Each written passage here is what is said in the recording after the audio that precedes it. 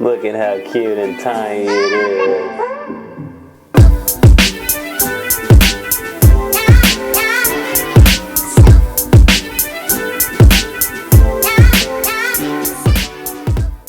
Hey guys, welcome back to the Drone Camp Studio. I'm Justin Davis, your host today, and I have the privilege of hanging out with the SP117 today. This is by SPUTNIK FPV.com.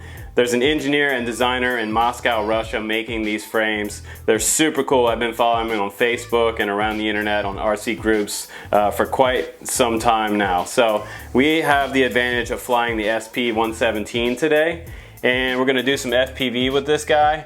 I'm going to show you this little kit real quick. I'm going to open this up. You can grab one of these on SPUTNIKFPV.com for around $39.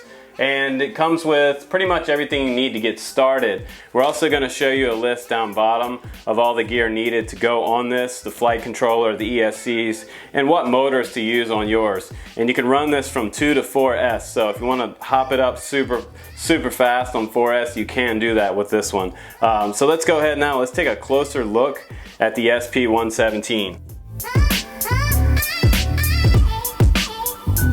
Okay guys, here we go. This is the SPUTNIK SP117 frame kit. I have everything laid out here for us to look at. I have the main frame, which is designed super cool. I've seen a lot of quads around the internet, and I know you guys are watching this channel and you've seen a lot of quads on this channel, and you've probably seen a ton on RC groups and on Facebook, but I gotta say that Alex's designs really stand out from the pack.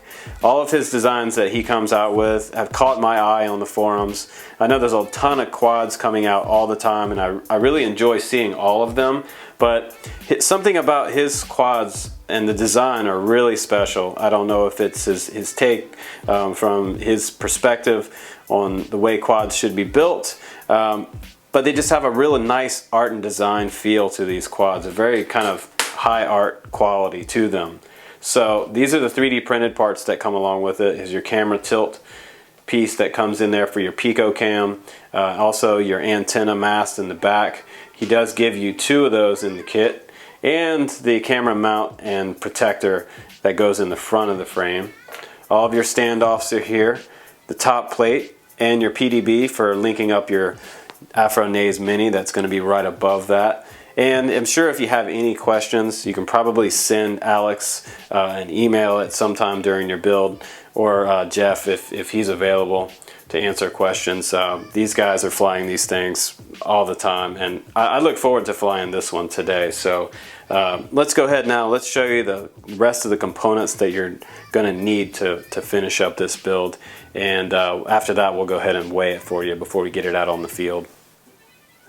Okay guys, now that you saw what was in the frame kit, that $39 frame kit, we're going to go ahead and take you to SPUTNIKFPV.com and show you what he recommends for the recommended setup. If you click on manuals, it'll take you to the top of the page. On the manuals page, you'll see the SPUTNIK SP117 on there, and you'll see the list of parts that he thinks that you should put on your frame. So you can change up any of these components in here if you guys are already building your own quads and you want something more custom. Go ahead, feel free to swap that out. There's also a step-by-step manual on there for hooking up your PDB and how to do that. And then there's also an exploded view if you need that before you build up your frame. So the first thing we're going to use on there, I'll go ahead and show this on the screen, is you want 4 RX 1104s or 1105 brushless outrunner motors, and 2 to 4S capable micro electronic speed controllers such as BL Heli or One Shot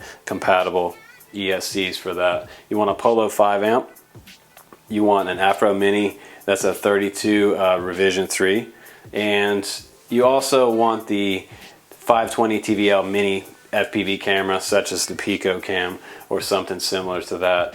You want 1 video transmitter, and that's going to be with a 5-volt video transmitter. You want something super small, and a micro minim OSD on there. You can definitely fit that in there.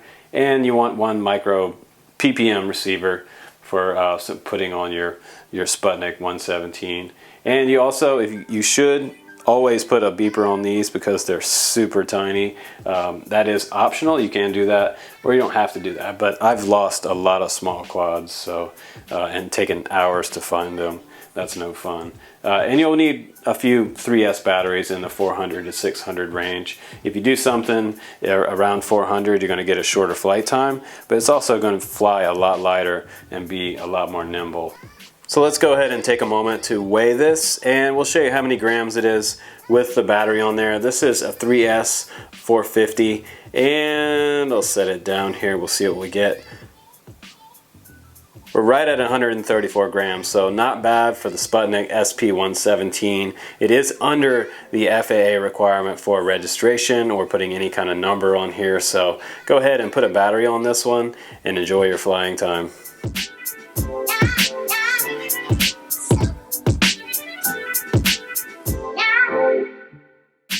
Okay guys, we're out of the studio now. We're gonna do some flying with the SP117.